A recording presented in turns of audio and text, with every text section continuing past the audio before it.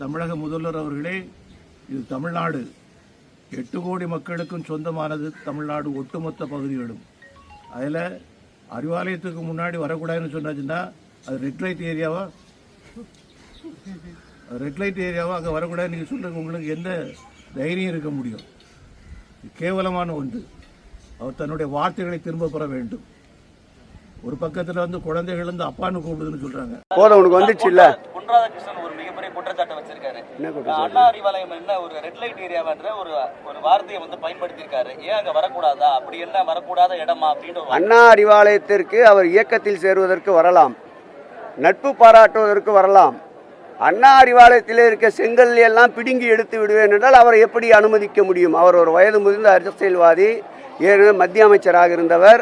அவர் மீது நாங்களும் மரியாதை வைத்திருக்கிறோம், எங்கள் முதல்வரும் மரியாதை வைத்திருக்கிறார். அவர் வாயிலே இருந்து இது போன்ற வயதை தாண்டியவர், அப்பா தாத்தா ஸ்தானத்தை அடைந்தவர். ரெட் லைட் ஏரியா என்றால் அவருடைய எண்ணங்கள் என்ன பிரதிபலிக்கிறது என்றுதான் இதை காட்டுகிறது.